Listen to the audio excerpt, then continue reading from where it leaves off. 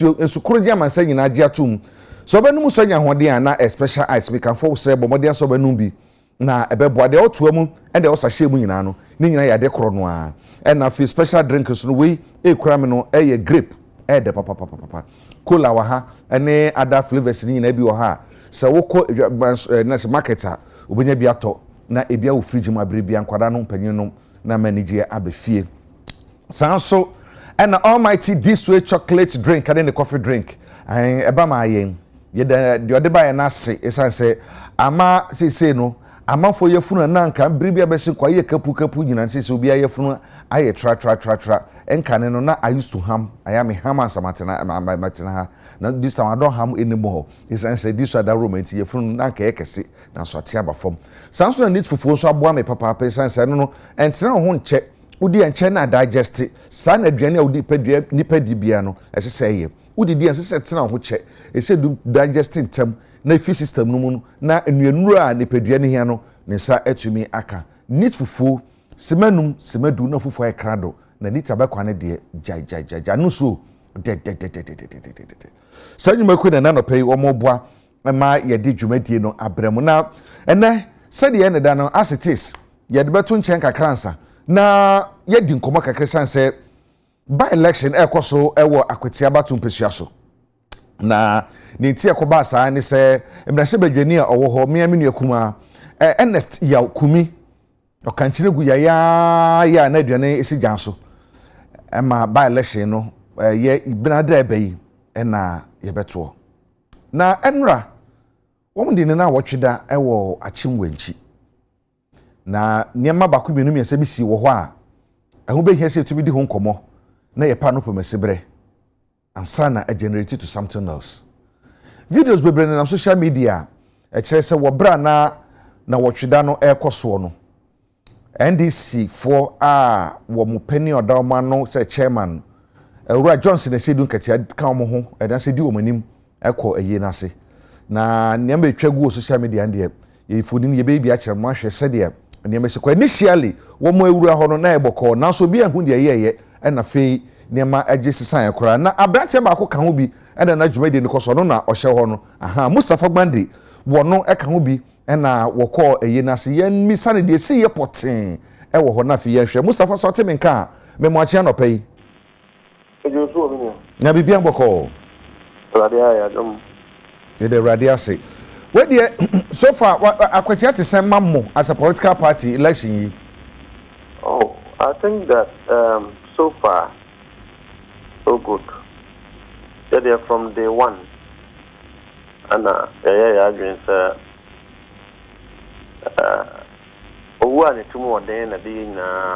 by election. But we are going there to win the seat. Now, as a political party, they are not that's one form. And she dispatch the strategy abeboa ama obuo kwan so ene odo kwan so no ye ne the people of Akwatia betimi anyansa waso ne abapam. In fact, that conversation have gone so well. And the campaign have not been limited to NDC people. We have engaged all the NDC communities. It is not really about a political party per se. But at some point, you must look beyond political colors, to see the importance of a certain vote.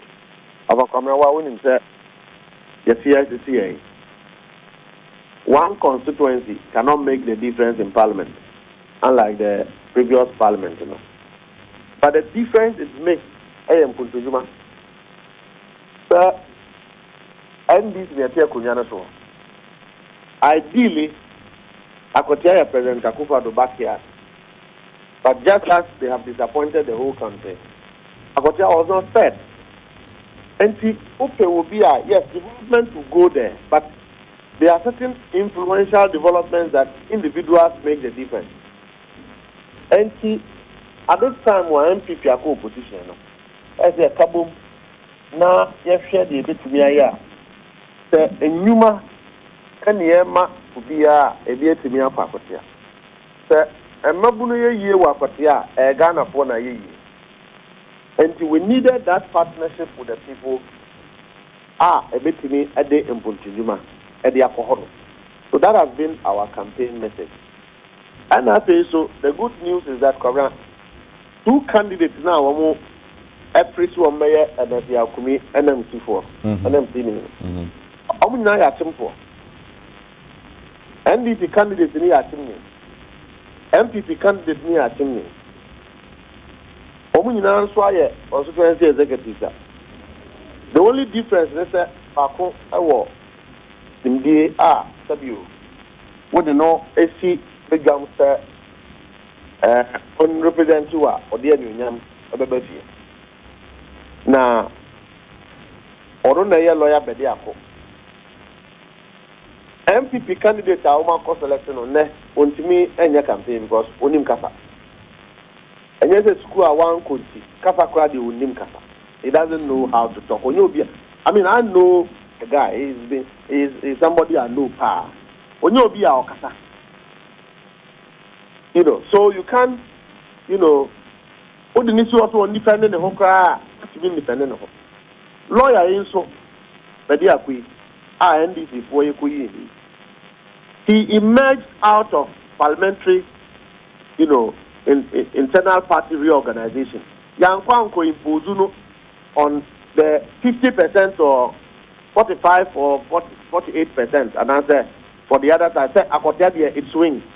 We didn't impose that candidate on the people of Akotia.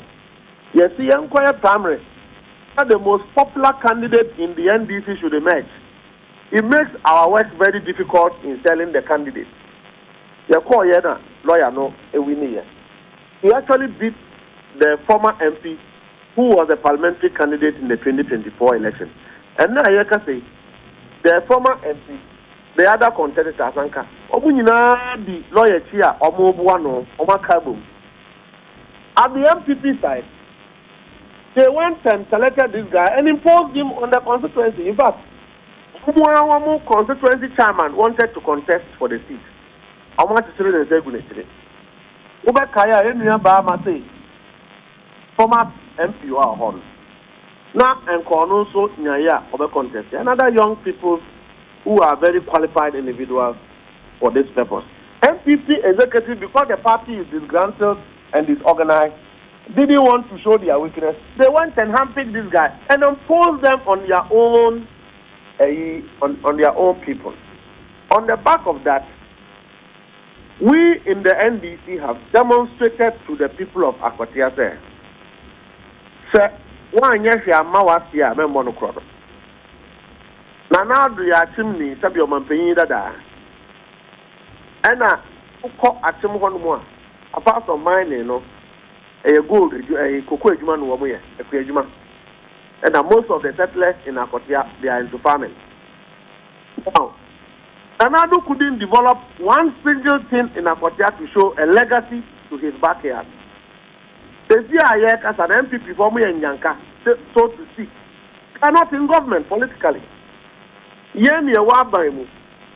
if you are a miner and you are in Akotia, NDC and never roll out programs about mining. Because MPP for Bayano, also community mining. Akotia cannot boast of a single community mining scheme there. Let alone to say, sir, MPP for Bamu regularization. But the story is not with the MDC. NDC is going to regularize mining, small scale mining. Now, Akotia for no, we NDC, we MPP new. What will the MPP do for you in opposition?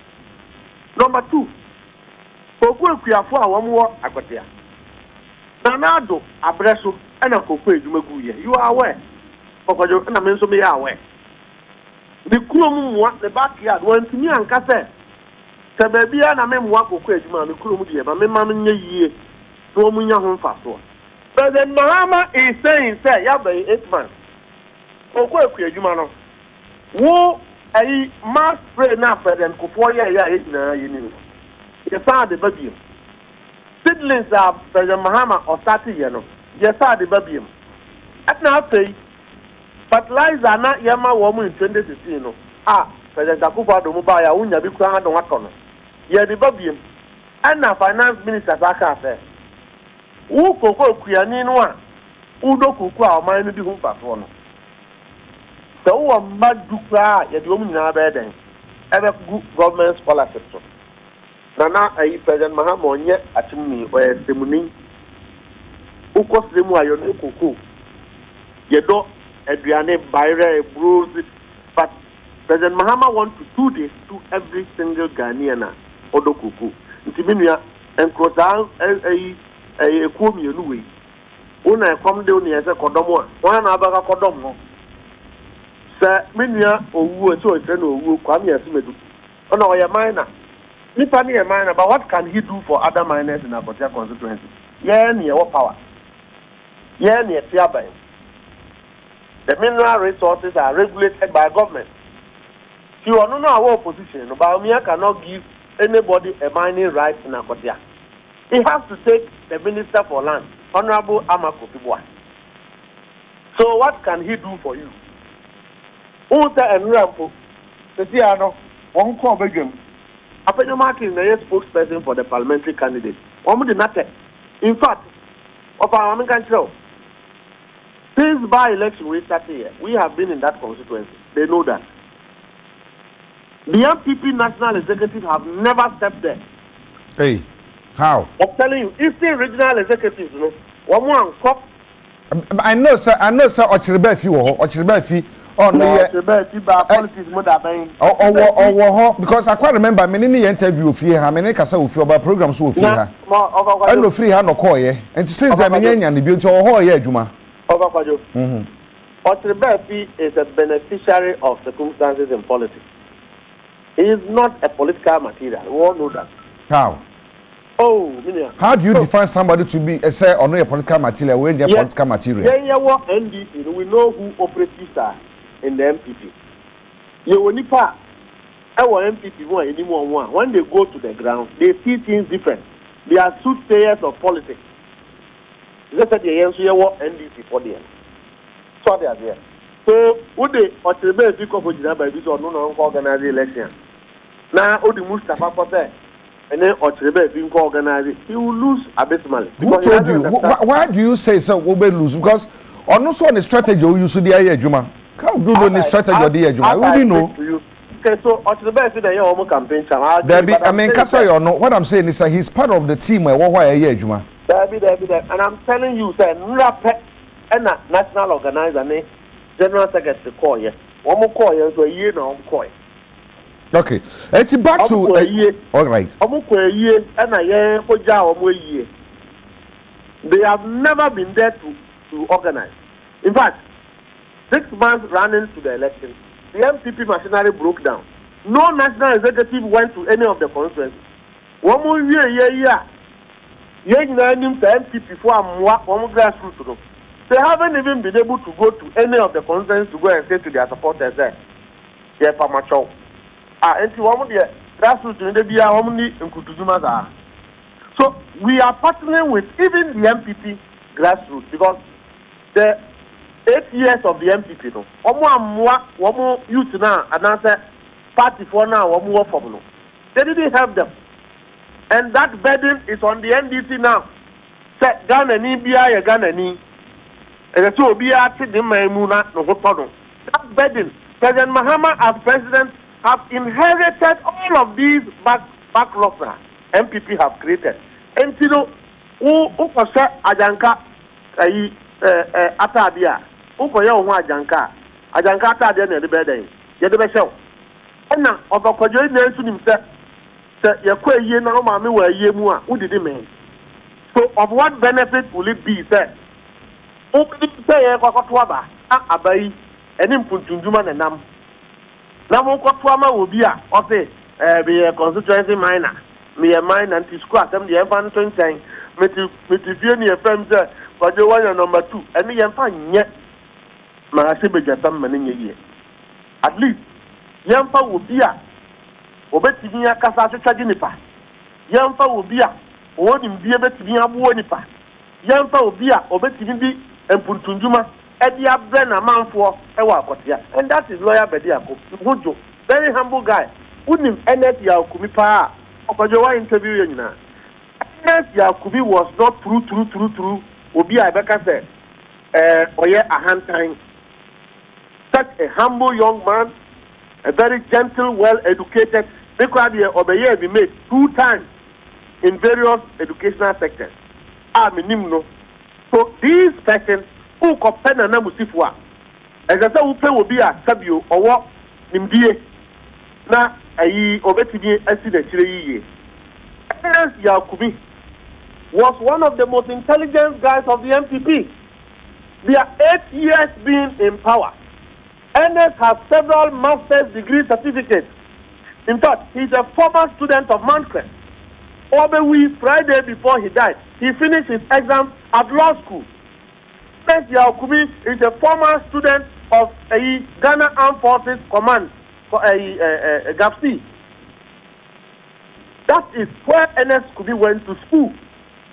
FP for Anthony fast for appointees are into anything. Obi bakasa say ye kase beka no ho asem saade na yetumi enkan wie san say wono so no ebia na party no hihye bi omoye obeye MP krampo no ehun nsem koye bebre na no na binum kase pe adanse awudie no na binum kase samunim so nipa ne tisa na se no ho dwene na asefo ande nti na manya city na fa ma omo wutie asem a ononya fa fanyoma kenka wo yina se nra no a o si NDC you have no shame sankamu wo shame a anasa mo mfara ade nka mo fara ade pa anka wo mo ka so mo nkotamale central no anka mo so anka kwete de anka mo so beja manaka nanka aye pepepe aye chempe na so no esense mo ni binti mo ne enti na mo ye bibia ti sa ho no hu ni sana fiamra back to the sea wo 1 week na senra na saazem na apenyo market koka ende ye numgwase kakraka man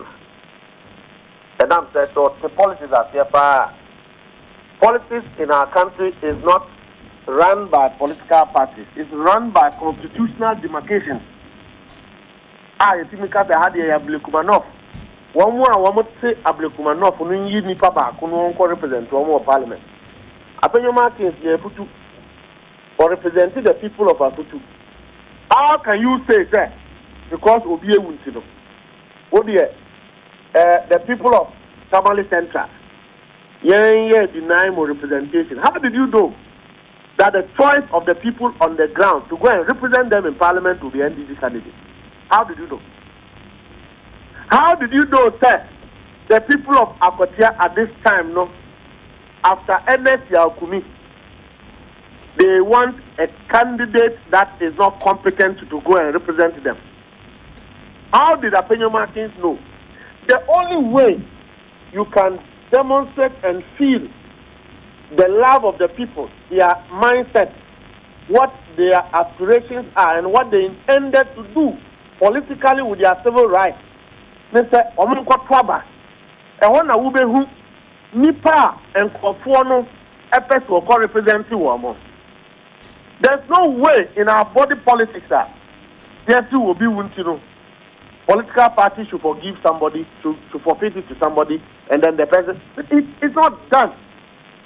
If the party have done their chances assessment, your friend is saying, just to buy election, almost, former deputy finance minister, who is. Yeah, assessment. And who's there? After 3 months or 2 months, a year general election. It won't be prudent for the NDC there. You better participating in that election. Now, after 3 months, yes, I call general election. So we didn't go. MPP 4 years, our assessment, no, Tamale Center, no moves there. And now they are with young qua. They should be honest to themselves. Akotia constituency is not an MPP stronghold. Akotia constituency produced Baba Jamal as an MP. But Akotia constituency produced Okoyo as an MP on the ticket of NDC. In fact, the last one you cry, NS Yakumine Okoyo Koye. There is a school of thought that Okoyo have won at MPP for a day every year, and there's another school of thought that MPP have won. So it means the margins are so slim. How would you, an intellectual, make that assessment there? If there's a by-election in that area, the way to mourn the dead is to say it's an unco election. It's mischievous and diabolical. It's ignorance and a deviation from what politics is and what people's representation truly means. After Martins doesn't understand these things. And then they be an effect of Okasa. Babia Okojina Okasa Assembly. And now you could do a year now here. Huh? Yeah. That's not chairman of the NDC, Papa, party. Odu, he was much more popular in their funeral than President Akufo-Addo and Dr. Mahmoud Bawumia at Opoku Prempe. They were all sitting there. He was popular in their funeral than those people. In the funeral. Now, I said, then they see it. Mura holiday, they see it. Yeah, I don't remember how. Or no, opinion marking, or your minority leader of parliament. Or do a year now, say, one about you. Even among MPs, you can say MP before the year. Nobody mind him. Yeah, you do what? Anopa, Enna, ya papa. I see a general. A friend said, I see a year. MP before the invitation by even without the invitation, will still go because NF ye nipa or your dom nipa ye yaman yoku. In fact, there are the two MPP at Twina. At Toylan Temi and Nano 2 years. I don't know for our NPP at 2 years, they sympathize because people have relationships. And here, quite. A chairman, the ND can't no call rally after the mind. And the AD Kame, Minia Yamin, and Minia Akogan, and Eastern Regional Vice Chairman Executive, MP for a Papim South, and a koi. You do ye, and ye what share, and yesterday, traffic. In fact, I'll hear Tadia, Mr. Planet, a year Atadia. Because some people said 1 week in a Saturday. You know, I'm on the Minyama crab bar. I did say I had to 1 week in a year and Friday. Here, Trasana, a church, and maybe a party of a donation I have for campaign. And a chairman friend said, Oba, where we into Oba. Here, trying to buy. And you pay your co receive chairman. You buy ya, here. Ayaba. MPP Mayu parliamentary candidate now. Said yeah, one more Bojo, so Bojo national chairman, so Obubu. In fact, some misbehaved, but they didn't touch anybody because they couldn't have ordinarily touched anybody. And now, yeah, misbehaved is a near coy. You got chair, a chair or any pawn or tigum. You do, but the MPP for the toy, a chair woman. After a year, President Akufo-Addo no. A manual sorry, I caught a woman for my uncle. Am I being MP, the family and my MP before my living. So, what was that? I got a lot Katie Jemfua, a mentor, a mother, Emma, and Nettie Alcumi. The MPP man be women's wing, no. A bye. And now, you to look at that. But we went. I mean, Namina may be kind, and for him no ADHD. We went to greet the people, and one more bodjo so, and one more bodjo so, and one more bodjo so, and I got trying. You transfer your bonds away, and you see me. Party no bonds are national chairman bonds are. Sami Jemfi, national communication team of the NDC, a bonds are, and they really a call. But you see, Overquajo. This is the thing. Obia always but a man for Bejawa, Sabi, a titi ye mauni mamra, Unya esu nya gradual, and Kokuntoka. The Uo Obuo, Emma Obia, Yashrin no, and our training Quanoa. Set Nirin in Ma Esu, the Mammy Esu, that. Unya the euphoria and Kokuntokwa. You see, and a 2, that Winchi area is considered as the most notorious and violent place in Akotia, a MPP stronghold. But you see, we have gone into the belly of the whale and come out. And you have to know this will Nipana na odi and Nimnum Penifon, your call, yes. A young Tani again and a Dukranipa. We will not allow any of our members, and we say, no BNP, we're so disciplined, so focused on what we came to do. Now, I expected the MPP to have organized their members in a responsible way, particularly when your former president, President Akufo-Addo Tuobi, former flag bearer and vice president, Dr. Mahmoud Bawumia Tuobi, former majority leader, Honorable Ozeche Mehtabosu, current minority leader, Honorable Apenya Markins, Tuobi. I thought that the MPP would have behaved a bit more mature, a bit more responsible. Even at the time when we should eschew violence in any electoral process.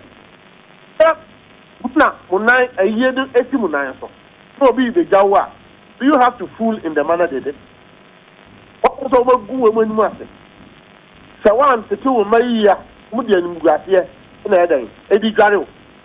And Penifua Kukuda Mutiho said the woman way him. The MPP is not mourning NF Yakumi. The MPP is sitting there wearing black, but in their heart, near Dawomut Adrian and your papa. Yeah, trying to so and bra Mubon Sanwi no koye no. Actually, no manya kwane MPP penifo bi adi nkoma ma bia chope bia ba na se bia ma hwe ma sundwe bi to sanse o kire chi ne ye beto aba no se bina da be ne ye beto aba no se ne be ya sundwe bi tuna ba totally yeah even in the funeral some are born sawa the deputy national communication officer Akogan e kan the paper say adie we are 80 don yeah MPP penifo. It's just a misconduct by party uncivilized party members who don't respect culture. You know, the get trust no or hene na otigam no osuma ayi envoy emissaries eba yenim say omo pa yeba pa chaw said you know you know the obviously he is laughing you see the national chairman of our party has been around for far too long. And he understands these things. Okay.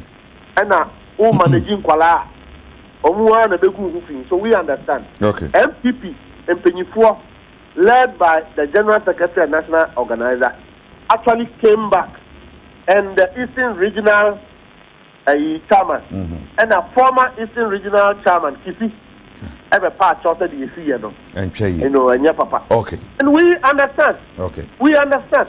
We will not stand anywhere to say there. A MPP before the church in 1 year. Okay. So we should learn from these instead. A DBC, I am fine, Gary Amanyuku. Me and Pam for it will be beer. However, Kaya, a public Kubanov and Ania. That didn't go see. Upon your markings are now too hobby. You really ran our cultural craft as a Mustafa Malik in the church.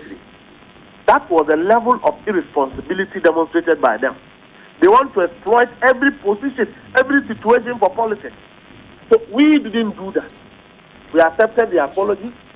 We know that the act wasn't best. It was not good. But we are not holding anybody responsible. We should learn out of these things. So, sir, members are only, okay. They will at certain times do certain things that we don't endorse. Okay. Mustafa, where the ya brain it here the besia Sasumja Bankwan de besia beda CP anope no obre. That's Mustafa Bande and I any din komo nrana owe na CBDC ye no and na wabu mu de akire enche be kwa homa no so bio na ye ne MPP penifo no bi so din komo onunyanfo okirebe afia atum so ne ye be kasenti no enche ye nya no homa no so no so ye ne no ebedi enkomo na fe de no so waka fa de si ye nra ne wamo ho boa towards the by-election or Benadebe no wono so aka na ya hu se de nneema si ekọ ewo ho anopa yi se me di kankan na bedwafo naba nti ye be hyase di nkomo ye nya ba afia me producers bo homode so betu anya ba afia ma ye na ye de no aka ho na afi ye di enkomo na ansa na no ye flyer na flyer na ye na do BBC MPP anan no chire no bibi betwa na mu nti no bibi betwa no kwam ti want to me amma okay and me producer say yenya onunya for Michael o chire ba afia o man so nti yenko na yenin kudi nkomo ona ba no pay ma wache ya dokuna o mira na bibi amako de nyame adom na moe adom na bi me hu America na nyewa me ko America kakra bi disk kakra bi na me saba be bagana na me wa na me koy me bagana Sunday no okay ani akwaba na nyume na me saba akwaba wa be de na America na ma ne sabe kan bi so far wo akwatia I'm akwatia from Sunday no me wa from Sunday no okay na ne ma concern wo ho yo nyame adom pa me da woni wahwefo ase me mpanimfo anyomo nyame adom everything is going on well ejiri se obi abona pro obi akana sem etre komafo no anti NDC for common sem omuni omo candidate MPP for so yenso ye candidate ye ka sem akire komafo so far there's no problem we will be to kesi bia ho kuna ina ya fight for no e ka krebi ese nsia bi na ani brepa ejaho enu na I blow battle but apart from that nobody be any ho obi a fight so be take control o wenchi obi a yes obi take control akwetia boadua apinaman and Ginasi and Kusini Takrasi. These are the places that Biaso Bia no Zobitia and Yakoto also. And Nejuma Ekosoye. Na ya share mo aprobo mu no. What the when ni etoto famo a mo be return city no. O hwe se the questions ye ne NDC for kasa mo se okwan bia so city no. Ade a enema be sesa mo magi city no wo share grounds kire se mo be retain city no ana Agya Kwabena that say okay be ba studio about a month ago okay yeah because me de moja ya dance for amount and na date ya 30th yeah and 30th mark and the date to oma only o producer and o plan for no o mark date no ento you went to Abanawi, Yambo Tuesday, na MPP, a candidate, Solomon Kwame Asumadu, IFNO Wu, and I say King Solomon, na or no, non no MP, I so good your name. The Biazza, and I make a tell. My year politics for a very long time, meaning politics, my shake grounds, my year Juman, my track constituency one for the first time, my track constituency was about 3 weeks. The rule out of time, about 3 weeks. Matra, me feel here, meaning to be able to say, why? And the Ayajuma, make that catcher say, MPP, every return seat to me. 8 between Sa, Ubia because he beves to be on one. I said, but now, yeah, ye grounds when they see a war when she yenu kuma yaude. Bet me akase oyemuni aprekope he's the only politician who ni me fie and bronya so brami hamper enti ya ode damakoma so pa yes ya ode damakoma so pa and when they see here e wo achim wenchi wo hunu ni san de report ni see na so wo ho abetumi atwanfo ni kakra kire ni se de ye ya e ba ne de see yankasa yo media medi emu akote pa no kwasem ne se and what you see na yina obia ampese besisa but me gidi say yeah politicians and yeah politics once a while no ushia sanse kwekrebi say but yina obia ampese besisa and say oba akwatia constituency ha ufi de bia ufi e tre kusi eto Biano, a tenny okumorita, and you may become we are some a tenny or amicatro. It may sound weird and it may sound not too good, but I'm just telling you the truth that here. A tenny or you know, as lawyer Bernard Bediako on now what titi yao kumi amanewu a tenny or and you may make up. It would not come up a beer. So we were expecting say NDC for no ever a university, but on the bar without lawyer Bernard Bediako. Sana ebini moja. Me de me found. It's say in Nianum. Any NDC for Nianum. In the NDC for entourage never first. It was led by Eric J. Me and my baby try. Mama Kwaba for any a bonkobo. Na Eric J. No 88 no buy. That them no buy no.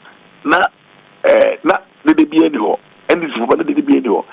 Did they fear by Mra and this for the Grabre say, Omo party chairman, Honorable Johnson, a Sidun Ketia, on a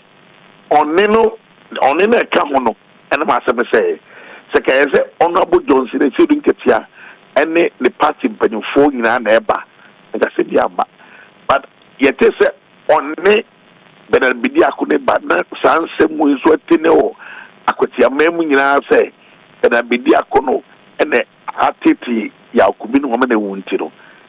Emma na omuye ya okumi group ya girls for ya okumi omune ya okumi na ye campaign no. Nti omukomu twantoma. Omu se omu plan na preacher. Ya kopo omu chubi ya omu plan. Omu se ombe attack Bernard Bediako ombe kruno. Attack here means obehono. And I said, no, you can't do that. The pomocho and tensions baffle and the umbayano, the can we say if you room, but you stop where I'm an uncle so and then we get to ABC or it within just about 3 minutes. Now, as a make a never be a den beer. No almost 1% lawyer baby. I didn't see Omokaso. What can be so say a 10 or say and a lawyer no so and Mindia Kumaya a corny crutchy. At the end, only yeah, a month to say or no, oh yes, sir. Or now, maybe a hawk. I'm about conscious of Edgema. Okay, but I'm telling you, as down, I'll be a Tino Kumo. And the NDC for a big campaign. Obia Kaumre. And Honorable Johnson, I said, get young Kwana, me so say, Opa, now Obian and Carry. But almost say, lawyer never can walk baby no. Almost Obia or no, what Kuno and our Buame Kuno. Over there on the Yasi. That was what was happening. But we managed to stop them from taking any action like that. Also, a whopping, but the said, whatever, or cranker. It was very emotional because what was it? Our one yaw a million wood at Tonko for some tea and a man a passad. And you be a 83 say, or my shada say, or baby, money be. And now here's what I'm taking it took just about 3 minutes. And now you can just win guy. And the way a crown lawyer not dressing so bad in a cell, and also a country. Not dressing, and then at the end of a cost will supplement. In 24 by in address, but lawyer no. I said the Cafache, who ye then Jamboni, who feed then Jambo, and I would near our near politics, who and answer on the call or bar fertility. Oh, by the 1 week, no, I shall at the pink also. As you say, open so barbecued and shake crank and say young crank and young mamre, young mamre, Nimno, Sakam for we and a mamre, a bra. Sabika Frache, Minia Agya Kwabena, yen name said, so be woo now quay ye. We got the acquire, Ubia or a member of parliament, Eo, Unia, our native constituency. No, now 1 week, Ubia Shetum the Boqua. Now, dear, Ushe, pink, any khaki, a brown. I mean, what do you want to portray to the world? After they go for your canocano, that is why, yeah, make sure that go for no so bufu more. But we not just a matter of 2 minutes, 3 minutes, we're able to solve the problem. omo ko supporter on fe e bomb so on fe e ma enso e ko chia o me mo kwaba e mo so peri for be chia na dan kweko fuado e Dr. Baumia a mo titwem e ne party be for aka inina Sunday aye minimum set tension we can say about 6 areas bi o per videos ayen ye won kran ha the nam social media ye hunu bi no na che say na enna fam saa esan so hu say obi kura o shatade papa panyi ba ko bi o shatade kokko fugu kokko na ndc frank asen ni kumu oba bi confront na say na oyi yi na fini kumu say dan yo tu say na ebufo na no hye pa pdc enra no anamon be na mutuo as a party abode share na da from any party am person retain seat no se ne be mo chitafo no so de abotoyem na ehobra ntobase e be kokko to aba na nkonko fa basabase bia emma e wo ho se de bia meka no ye before ye law abiding citizens ye ka che enkofo na so mu huru bia no o mu twaso be ji se sam ye expect NDC for some conductor mu de o mu ye nyina ye hu me ma betra ko mu 3 weeks minim to ko bia mu minim ma picking tells nyina o mu ye dey se ozai o mu ye dey de o mu ye nyina ye hu there be a lot of things like so far me confident that you me ka obi a won che because me boa but me show pictures of tenumre me show me enema ma be ho hanyina no me yi dey try to confuse ni o first pa o say so kokore ni abanti ni wow ya me boa o tenumre me yi no wonchi akotia ene apira mai sa me say me yi no video de be back mo ba be hu NDC for the wo ye goa oni a omo sosumo se edi no ka say me get your confidence still me show one video watch me NDC I'm telling you for a fact omo the macho men the tax go for omo di sabika fache se hunu am go kroma omo di dipa be 3,000 emu 1,000 yen me get your play in the plan nyina emu 1,000 omo show omo police atade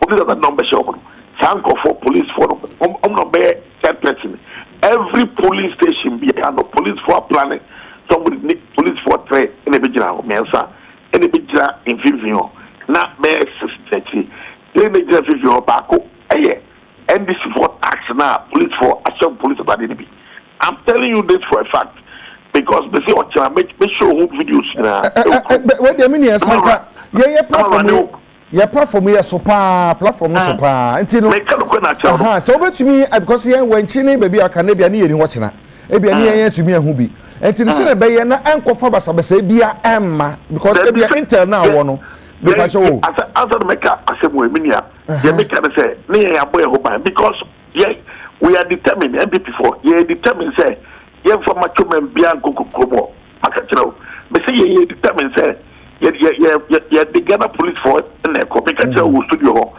We are so determined. You're not ready to say you make creative problem beyond Ghana.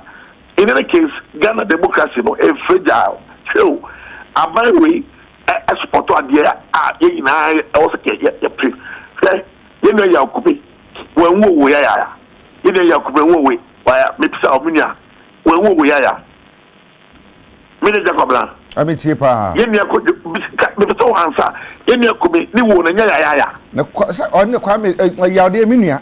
Me enti me pesa me ka wo se de ha me pa man ka na me boa. Gana nya ya.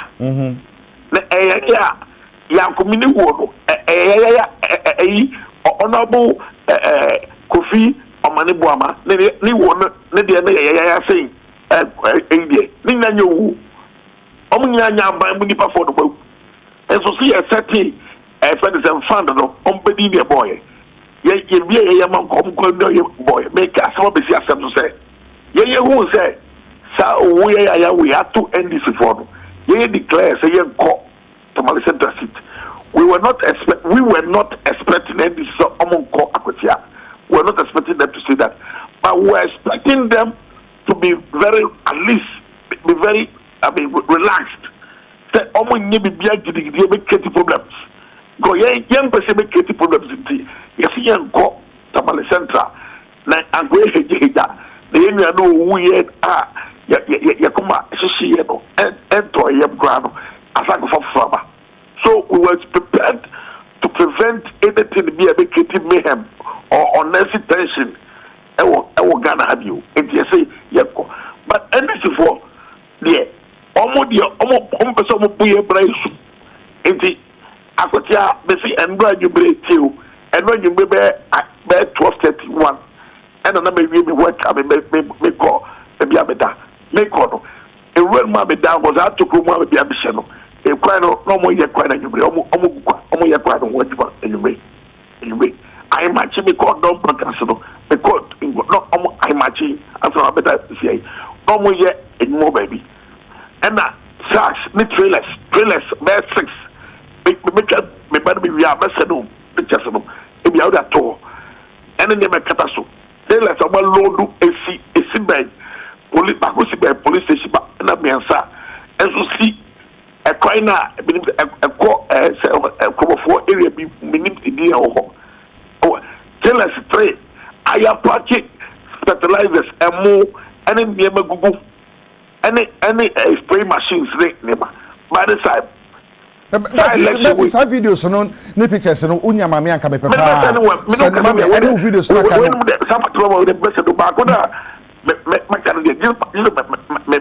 My show no chance na be tira say no. Send there be here. Ma we dey the trailer send there no. And the player no be go here. Make we. And be come to police station and I am catch them say we. Wow. Befi, we dey metwa no, mesraw metwa no. Ye nim say bibi be sia, I say prevention is better than cure.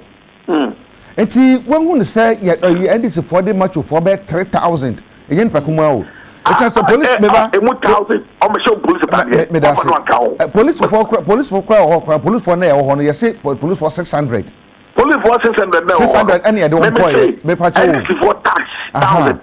Me that's it. Me show if you want me that's it. Tell you the truth. Me matu say me say police administration no at the police for 600 and the call here. And I will say NDC for the match for 3,000. Esan emu 3,000 or 1,000 there. On be show police uniform. No, so on there more than police for a call. Sa ebe call monitor election per one sama woka. When you miss say and who be here say utia police for now so say there one who nie na say for body be pon na uma ba. Obetu ye fi ho. Ya report to police and ya report to police. I don't make a show near and some my any visible. I'm not lying, make it look natural. Yeah, and the official report. Police for the official report back there. By a cancer. Oh, but the very kind say, say, some elections when your elections are, and was it who can be cool now? Elections are also probably election election I'm on the market getting the penny home. Ya come about 20 home every 13 years. 13 years akola na akaswa. Now the bad and the busha aboma brabusu. Wait I mean this is what the democracy is practicing. Yanka say about toye.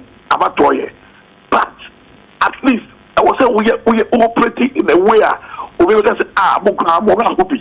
You knew high. Now when the more election say after the more war. I mean, I can be the power. It's not me name and shame. You say any other corner on Hayina, Ahotepa. Now you per se you see ya also and Nunyamu. You per se ya and compare ya son and nam, ya were years and nam, ya by election son and nam, and I be a ubi boy report a buoy. And to say a woman information, a more do say, somehow can and this was say information more do say no. Mestre say, Sebeya, what the from my one, nay, you can for she say, and look at me, I'll let police for the name and for more. Pay the Minuka we are, military in their mouth, but the American. Send me videos, no, and for security reasons, and the AAT will prefer to show it tomorrow evening. No, that's the plan I appreciate. I'm just telling you this for you to know. Any program I have say we have to go with a strategy and a plan. Yes, I Yes, to me and go on or say will be after. You may call the war and say they able to be really match, and I fight. That is the kind of war we are coming into. All right. Yeah, for election we say, yeah, because I was a bit of one chance here, may elections at one party, they're not the buffer we work up, sir, and I was my father work up because of a bit much before with you. This should not be the case. You know, Ghana how, and play on my way, Kosovo, my Ghana, and Kosovo, and your mining prayer. And near a more minor Kunachi, Lady Uyene, and the Passa by everybody, Obiano. And that is what I expect. May expect it to be as obey. Now, Abua, Ama Omino, said the president. And yes, sir,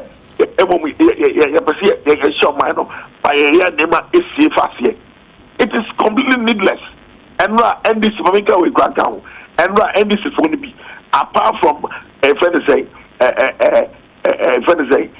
Candidates now or candidates no Yura Benad Mediaco Bebre Baya and it's for the pre go for Munfin can buy come buy no shit that if it are white.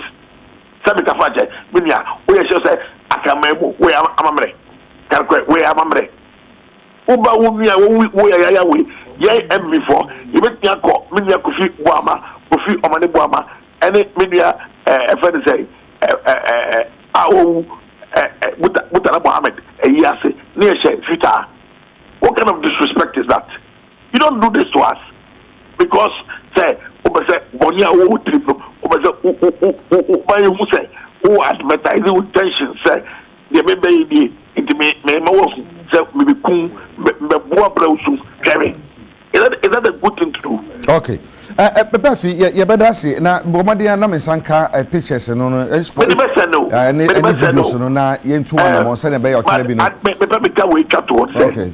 Yes supporters nyina ne obi a owo krom wenchi ha achimwenchi o se wo fo mo ka se be wo no be wo. We no se wo. Wo so hwe obi enso bia nobody can do anything to anybody. Okay. Ghana, yeah, before you buy with peace, yeah, the Akuma and buy elections way. Okay. You go for your tattoo, be a so come to Qua, Uncle Empasa, and so be as a baby, be a to all right, Medasi. MIA, Medasi, the really. Okay. Medasi, Honorable Michael Ochirbe, Medasi Papa, but if sign the videos on Mamina, you would be Medasi P. Onya for Michael Ochirbe, Eka. MPP team a war grounds or more 2 and among Senebea on which me retain state. Now, some back on Kaya, be this who be here see to me do Mosoko, in whom say the city and Casaneba police for chief if possible. Now, I shall say, and this is for the match for Macomacon 3,000 and echo, name more 1,000 no, on the show police uniform. Meanwhile, police administration at the men 600 and echo 600 near the Quancrano near see a door so to. It's 1,000 no special police uniform no. Why the bed palm uniform they show mo? Sell mo quiet den, so move free hen, wo mu den ankasa. Nti mo hwen na yenkom na ye ba abegyafo ahanti ye be hye sinedin komo. Mo hwen ye ba isi ai.